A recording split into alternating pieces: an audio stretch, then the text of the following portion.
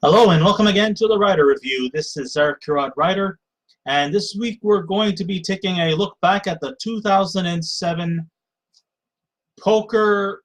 It's almost a bit like played out a bit like a sports movie, and yeah, even though the game of poker seems to be seen on sports channels, would you ever consider this competitive game to be a sport? Well, I guess maybe some people might think of it. Sports don't necessarily have to depend on muscle and upper strength, but sometimes I guess maybe even exercising the mind and trying to compete for a huge lump sum of cash. I guess maybe it might conventionally be a sport. Anyhow, the movie we're looking at is the 2007 movie titled Lucky You. It is, I guess you could say, a romantic drama, but it also has a competitive drama, kind of a father-son type of dynamics in this movie. Anyhow, this movie runs for 2 hours and 4 minutes long. It is directed by Curtis Hanson. It is produced by Denise DeNovi and Carol Fenlon. The script was written by Curtis Hanson and Eric Roth. The story was written by Eric Roth. The score was composed by Christopher Young. The cinematography by Peter Deming. And it was edited by William Kerr and Craig Kitson. And the stars of the movie are Eric Bana, Drew Barrymore, Robert Duvall. We have Debra Messing, Robert Downey Jr. He was really badly wasted in this movie, I'm telling you. Rounding out the cast, we have Horatio Sanz, who used to be on Saturday Night Live. We had Jean Smart, who used to be one of the four ladies in the 80s, 90s sitcom comedy Designing Women. We have Kelvin Michael Shannon, Danny Hoch, Evan Jones, and Phyllis Somerville. Understandably so, those who are not familiar with the game of Texas Hold'em poker, by the way, there are a few poker legends that make cameo appearances in this game, including Jennifer Harmon, Daniel Negreanu, Antonio Esfandiari, Doyle Brunson, Scotty Wynn, Mimi Tran, amongst many others. So if you're not familiar with the game of Texas Hold'em poker, a big chunk of the movie, Lucky You, goes through the rule so fewer heads will not be scratched, which is helpful because we'll need that kind of knowledge when the third act comes around. The entire climax of the third act is this big, grand poker tournament with poker players from all over the world are competing. All of the world's best are coming around a table to play a game of cards, try to flip as many chips as they can so that they can come out in the day with a big wad of cash in their pockets. So while going through that, Lucky You takes the time to get a better understanding of the characters, the plot, the themes, and the goals from each of the characters. The trailer has the main focus on Robert Duvall giving some superficial words of wisdom to his adult son about how his life is determined by the way he plays cards. This indicates that the movie, aside from being a romantic comedy drama, has a touch of coming-of-age elements, which is all I needed to hear about what to expect when I go ahead to watch this movie.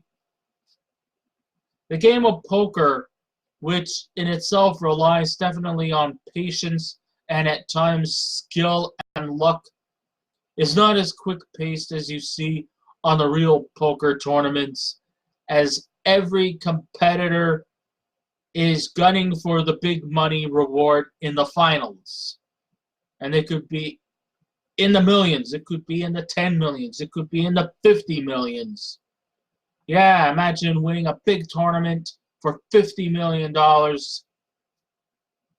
Will it bring you happiness?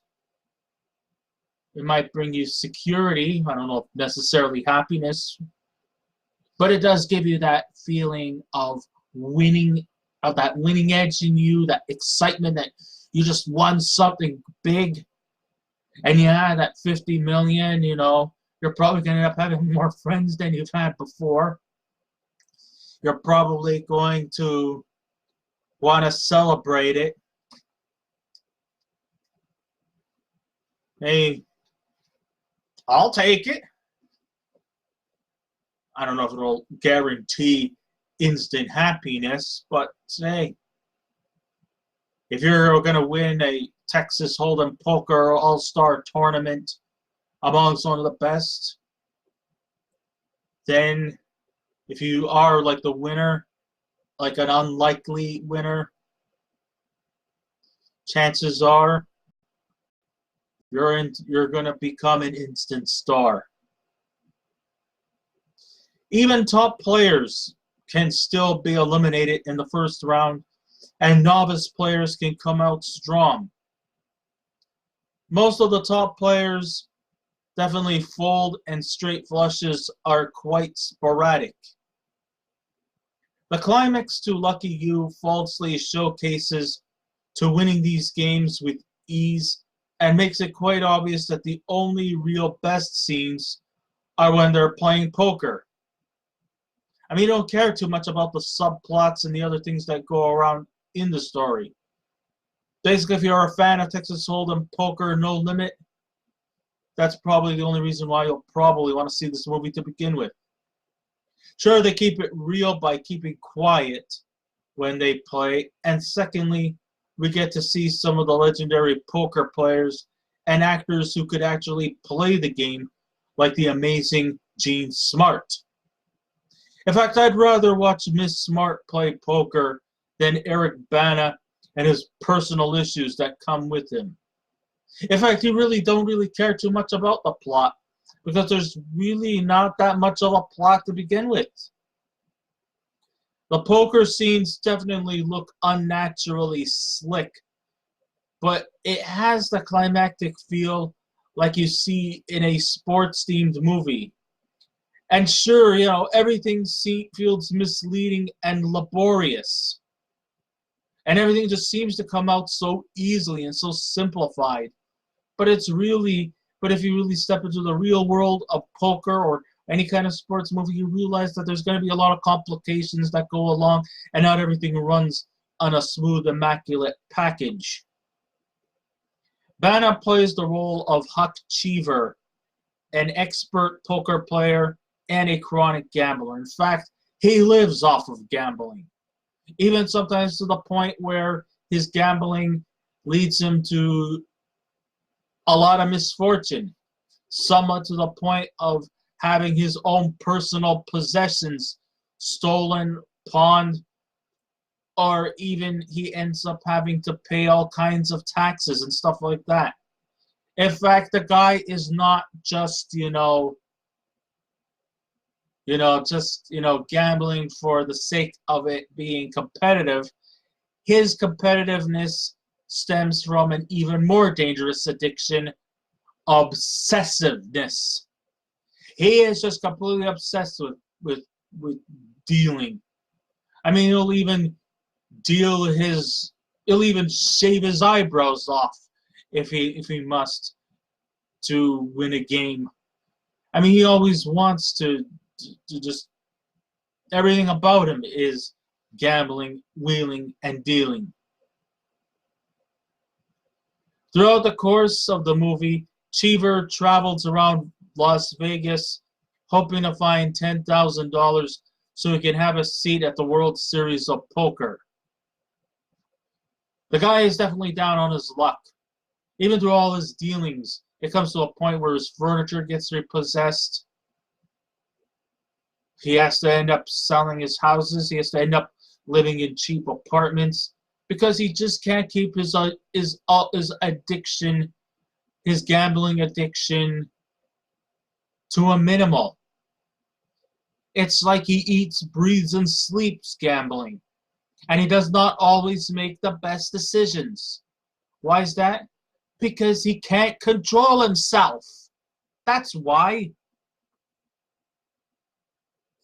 So now he's on a mission to try to find ways to get $10,000 just so that he can have a chair at the seat of the World Series of Poker. Also, his father, who was a professional poker player, has often encouraged him to get into the game, since his father always had this knack of wanting to compete with Hoch all the time, even through some of the smallest things. You know, they even used to just gamble through even just simple changes like dimes and nickels and quarters. And every time Hoch competes against his father, it's always the same result. His father wins every time. That is correct. It's just that guy cannot get a lucky break.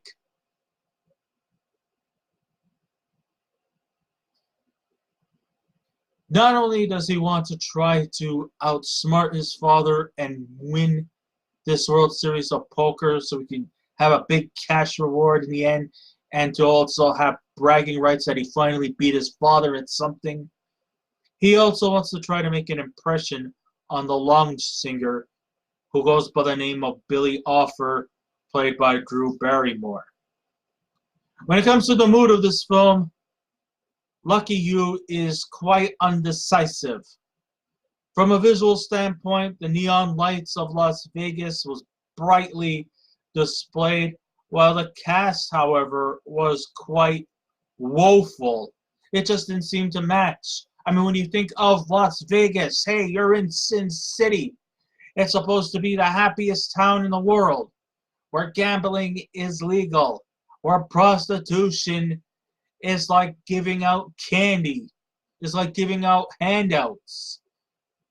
Everything in Vegas is legal, where you can just throw your cash away in hopes to either get it back and to get more out of it.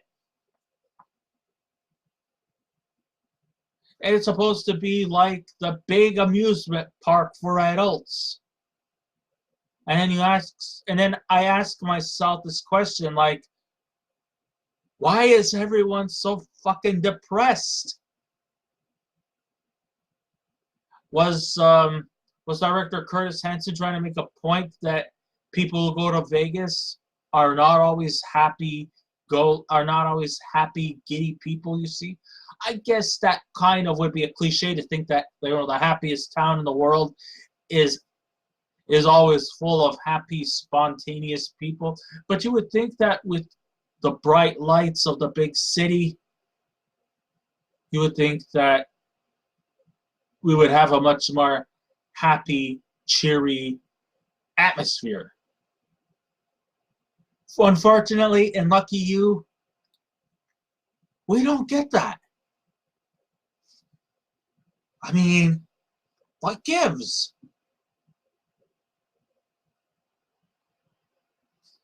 There are scenes that really don't make sense, like when Huck runs 5 miles just to go play golf, or the draining emotional outburst, like when Robert Downey Jr.'s cameo scene loses its atmospheric mood of what being in Vegas is supposed to be like. But stay sincere that Vegas is really more depressing than it looks. I guess it's one of those, you can't judge a book by its cover. Even if you look at the bright side of things, there's a lot of darkness to it. I mean, I admit that maybe Vegas is just a place where people are just desperate. It's just that the atmosphere looks good, but the moods of the people just aren't. And no, okay, maybe not everybody who goes there is a happy camper or a happy tourist. And that people are just desperate to collect as much money they could and then just get the hell out. I mean, yeah, it is pretty much industrialized in the sense where it's casinos and big expensive hotels are the breadwinners as to why Las Vegas is very much one of the most successfully structured cities in the world. But still, I don't know. If I was in Vegas, I would be the happiest guy alive. And maybe I probably might regret my happiness if I did leave, because with my luck, I'll probably end up either not coming home in the lack of luxury, but by taking a long tour bus. That would probably take hours to get home. And like I said before, I took pity for Robert Downey Jr. because his role in this movie was completely pointless. When Hoch utters those words, "This is Vegas," his lack of enthusiasm gives us the impression he'd rather be anywhere else. Or maybe he probably would like better than to just have a steady job to pay off his finances and his woeful troubles instead of, just going out there and gambling in a situation where he might win a lot or he'll end up broke. It's either get big or go broke. No ends about it. The romantic scenes definitely had plenty of things wrong here. At first glance, we were supposed to feel sorry for Cheever in hopes that he could get back together again with Billy and that cooler heads will prevail between the two of them. But I just can't let that happen because he did steal money from her. How did he get a lot of the $10,000? Some of it was through gambling and some of it because while they were having a little rendezvous, he took advantage of her. I mean, what kind of a fucking jerk is that? And we're supposed to feel sorry for this twerp? I don't think so.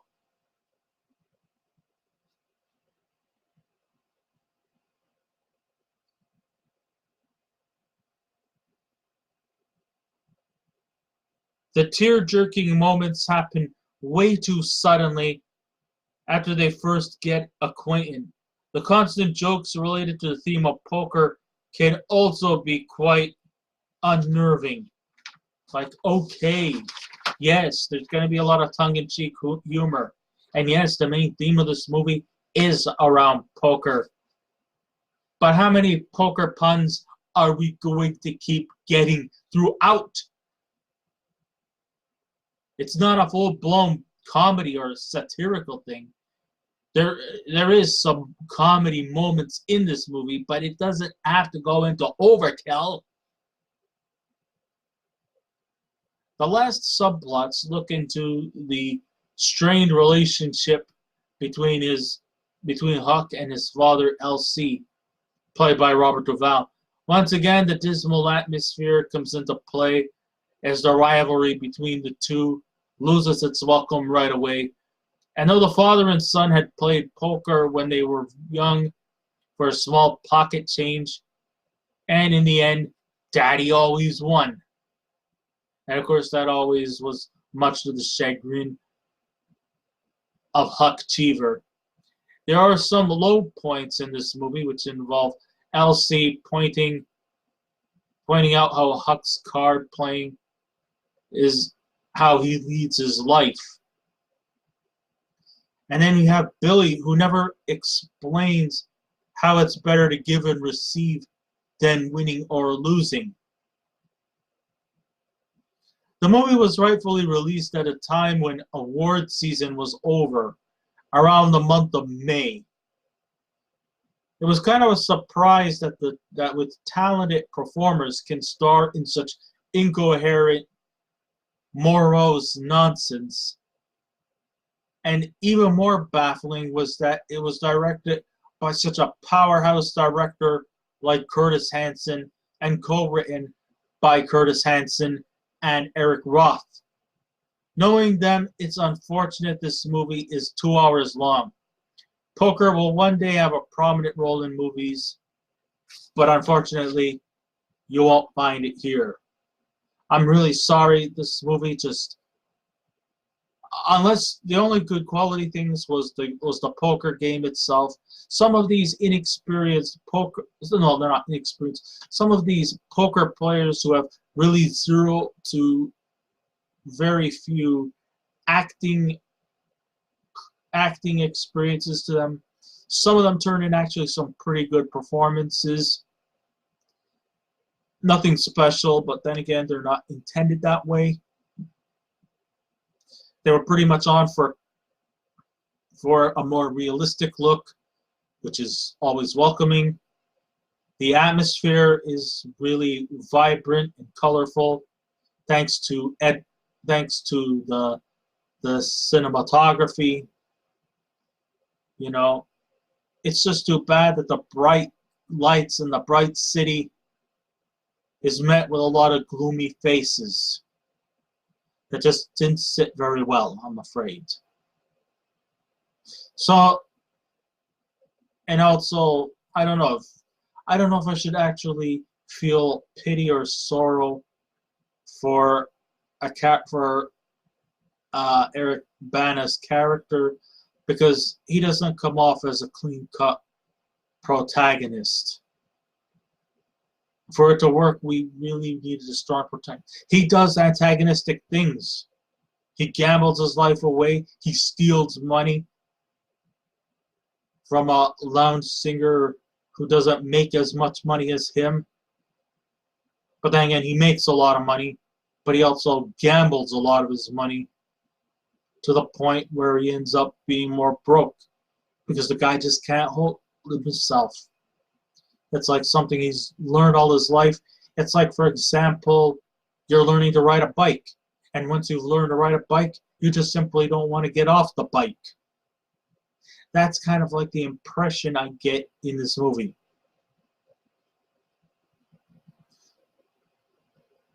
Robert Duvall, well, he kind of shows some great acting chops here. I just think he's a little bit underused.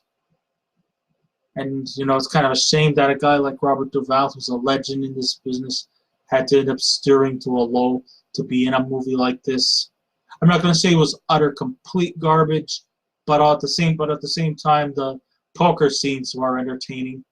It's great to see familiar names from the World Series of Poker, like players from the past and present, are with us. You know, they had some great moments in this movie. It's unfortunate the supporting cast members in this movie are really not much to use, you know, except for the big three, which were Eric Bana, Drew Barrymore, and Robert Duvall. They're the only three who really stood out. Everybody else just didn't. It's a shame. There are some pretty talented performers in this movie as well. So when all said and done, if I was to give this movie a scale out of 10, unfortunately, I hate to say this, but I would have to give Lucky You the unlucky 5. So I guess this ends my red review.